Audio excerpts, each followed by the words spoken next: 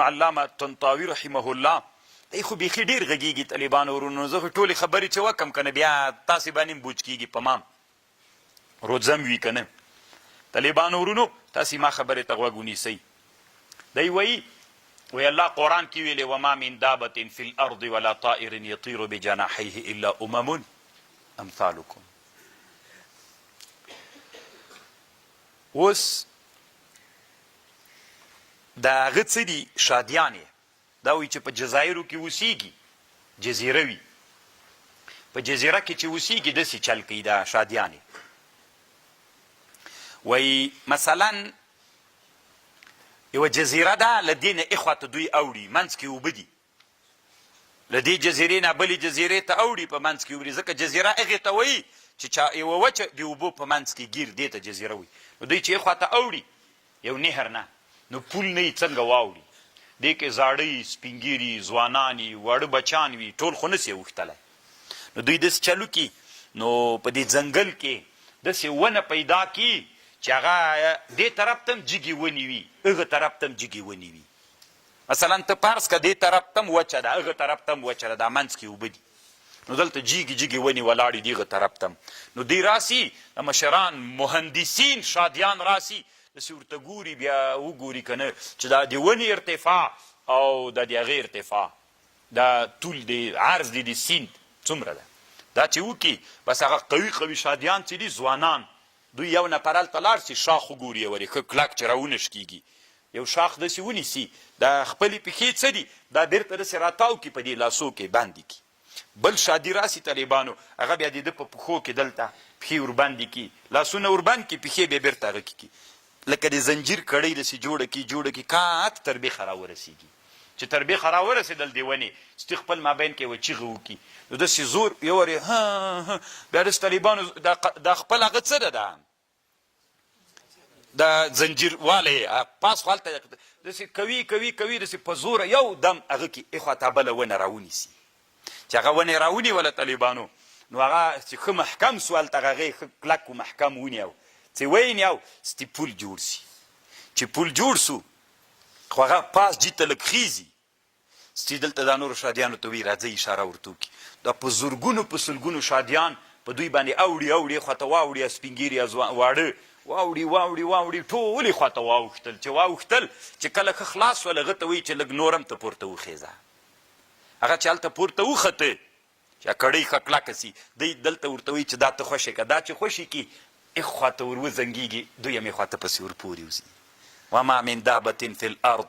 ولا طائر يطير بجناحيه إلا أمم أمثالكم طالبانو ورونو زه هم داسې یو انسان یم چې ابتکاري فکر لرم او دا مې اراده ده چې تاسې نه یم غوښتنه وکړم زه طالبانو کور کې طاووس لرم طالبانو 2 پیل مرغان لرم کفتر هم لرم طالبانو او یو رقم ته مرغان دي موږ وطنو کې ادم څیره ورته وایي چې لکه کنریان غوندې واړه مرغان دي ډېر داسې خوندور یعنې نازوه مې داسې خوند کوي کله زه کوټه کې ناست یم طالبانو ما تجربه وګورئ که یې نه منئ طالبانو بیا زه در ښیم نو مثلا کوټه کې ماشومان هم وي دوی هم خپل منځ کې شر و شور کوي ماشومان هم شر و شور کوي صحیح ده کوټه کې دوی ناست دوی 6 دانې دي خپل شر و شور سره کوي ډېر ښه مرغه ده د اواز ډېر کوي ستړی کوي نور داسې اواز نه کوي د خپل منځ کې چې غږېږي دا شر و شور یې ډېر خوندور ده نو شر و شور خپل منځ کې سره کوي نو بیخي دا شر و شور باندې دوی نه غلي کېږي خو کله چې زه د مرغانو ته په غوسه سم چپ سئ شر و شور مو شروع کړی او دوی ته ور وګورم په رب العالمین چپ سي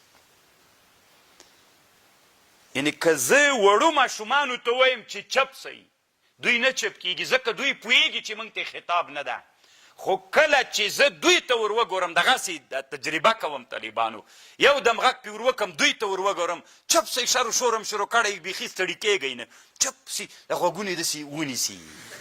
په دې پوهیږي چې دا خطاب موږ ته د رب العالمین طالبانو په دې خطاب باندې پوهیږي. هغه خطاب چې زه ماشومانو ته کوم چې چپ سه، په هغه خطاب دوی نه غلي کېږي، خو په هغه خطاب باندې چې راسنې په همغه کوټه کې دوی ته کوم دوی پوهیږي.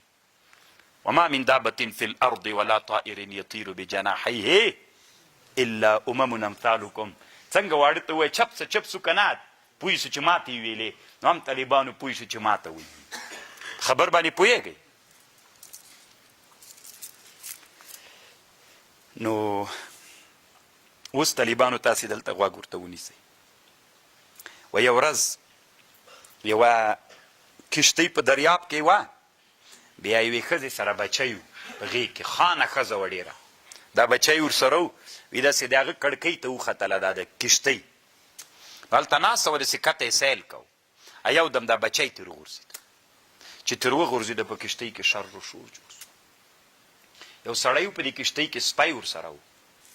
وایي هغه ورته ویل څه چل دا؟ وایي داسې چل وسو. نو هغه ښځې ته رامنډه کړ، ورته ویل چې د بچي کوم شی د سره سته؟ ته خو دریاب څپې د کښتۍ چې روانه وي طالبانو شاته دومره څپه ځان پسې کوي که نه ډېر دې لرې کوي. هغه ورته ویلې چې و، زر یې هغه د پڼ نه هغه راوایسته، د کومې لتې و هغه چې جامې چې هغه یې چې ورکړې سپي ته، نو هغه چې سپي بوی کړې طالبانو اوبو ته پسې ننوته. چې پسې ننوته لږ وخت بعد ماشوم د سپی داسې را روان د اوبو کې لکه دروند شی چې پسې نورې وړې کښتیګانې را ورسېدلې. سپي ته چې ورغلې ماشوم یې بېرته را پیدا کړې. دا خو یې دومره ناډېره نه ده طالبانو، اوس دې ته غوږ سئ. وایي چې ښځه بېهوشه سوې وله، چې دا بچي دا حالت یې ولید بېهوشه سوې وله، بېرته چې کله په هوش راغلل بچی یې ورته را پیدا کړ ډېر وخت وروسته هوش باندې، چې وایي که ته بچی ژوندی ده. سپي وایي د هغه ته ورغلله، دې سړي ته ورغله دا ښځه، وی ورته ویلې چې دا زه ډېره مالداره ښځه یم، دې سپي ما سره دومره احسان وکړ، څومره پیسې چې ته غواړې ما ته ووایې دا سپی ما ته راکړه، زه به دا درکړم تا ته. ته طالبانو خبرې ته غوږ ونیسئ. وی چې کله یې دا خبره ورته کوله سپی هم دلته ناست و،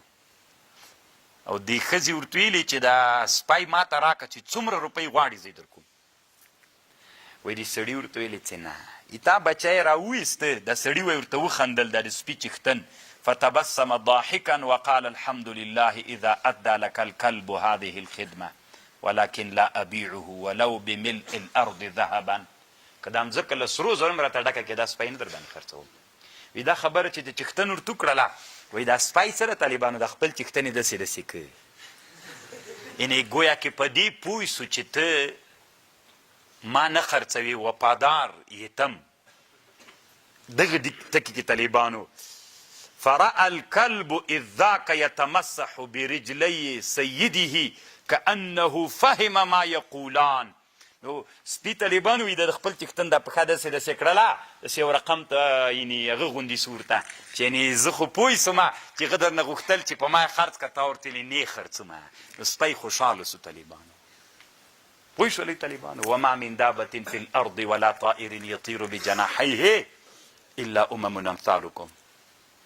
طالبانو ورونو یو حیوان ده په دریاب کې سنجاب ورته وایي، سنجاب.